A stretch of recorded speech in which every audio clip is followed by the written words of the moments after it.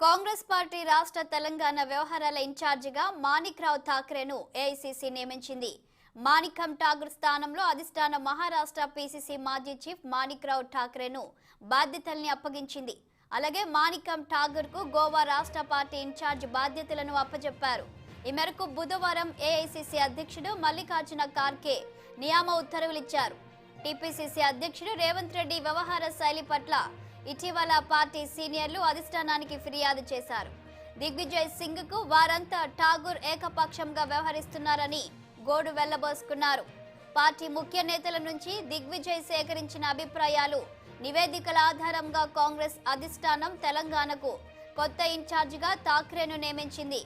మాణిక్రావు ఠాక్రే 4 సార్లు ఎమ్మెల్యేగా, ఒకసారి ఎమ్మెల్సీగా పనిచేశారు. బీజేపీ శివసేన పైన విరుచుకుపడే మాణిక్రావు ఠాక్రే గాంధీ ఫ్యామిలీకి వీర విధేయులుగా ఉంటారని ఏఐసీసీ వర్గాల టాక్ ఉంది.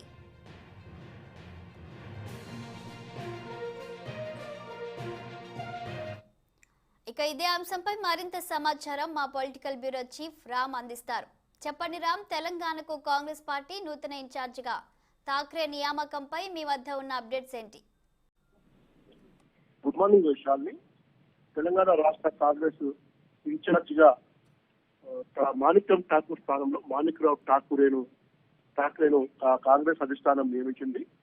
అయితే మాణిక్యం ఠాకూర్ ఇన్ఛార్జ్ గా ఉన్న సమయం నుంచి పీసీసీ చీఫ్ గా రేవంత్ రెడ్డి కావడం రాష్ట్ర కాంగ్రెస్ పార్టీలో పెద్ద ఎత్తున అసంతృప్తి నెలకొంది. మాణిక్యం ఠాకూర్ పైసలకు అమ్ముడుపోయి కోట్ల రూపాయలు తీసుకొని పీసీసీ చీఫ్ పదవిని రేవంత్ రెడ్డి ఇచ్చారని చెప్పి బాహటంగానే కొంతమంది సీనియర్ నేతలు ఆరోపించడం, ఆ తర్వాత కోమరెడ్డి రాజగోపాల్ రెడ్డి లాంటి వ్యక్తి కాంగ్రెస్ పార్టీ విడిచి బీజేపీలోకి వెళ్లడం, పలువురు సీనియర్లు కూడా ఇంకా పార్టీకి అంతముట్టినట్టుగా వ్యవహరిస్తున్న తీరు నేపథ్యంలో ఈ నిర్ణయం తీసుకుంటూ కనబడతా ఉంది ఏఐసీసీ అధ్యక్షులు మల్లికార్జున ఖార్గే.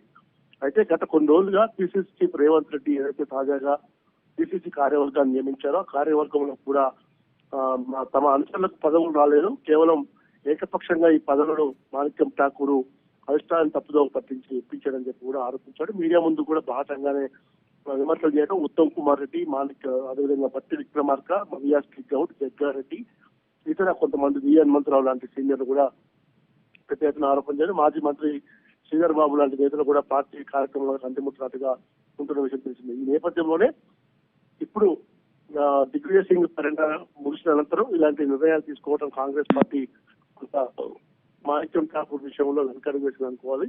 ఏదేమైనా ఇప్పుడు కొత్తగా వచ్చిన మాణిక్రావు ఠాక్రే పార్టీ అధిష్టానం నియమించింది కాబట్టి ఇతన్ని కూడా రాష్ట్ర కాంగ్రెస్ నేతలు స్వీకరిస్తారా లేదు మళ్ళీ తమ తీరును మార్చుకుంటారని మాత్రం కొంత చూడాల్సిందే. నిన్న సికింద్రాబాద్ బోయినపల్లిలో కూడా పార్టీ శిక్షణ కార్యక్రమ సదస్సులో కూడా కేవలం చివరికి బట్టి విక్రమార్క, మవియాస్ గౌడ్లు మాత్రమే సదస్సుకు అటెండ్ అయ్యారు.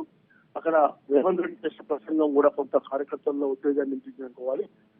పార్టీ అధికారంలోకి వచ్చిందంటే ఎలాంటి త్యాగానికైనా సిద్ధంగా ఉంటారు, అవసరమైన సిద్ధంగా ఉంటారు. పదవులు ముఖ్యం కాదు, పార్టీని అధికారం తేవడమే ముఖ్యమని కూడా ఆయన చెప్పడం జరిగింది. ఈ పరిస్థితుల్లోనే మహారాష్ట్రకు చెందిన మాణిక్రావు ఠాకూరేను ఈ రోజు పార్టీ రాష్ట్ర వ్యవహార ఇన్ఛార్జిగా నియమించింది.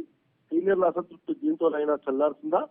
ఈ సీనియర్లను జూనియర్లను సమన్వయం చేసుకొని ముందుకు పోతాడని మాత్రం ఒక కత్తి మీద సాములాంటి అని చెప్పి అనుకోవాలి.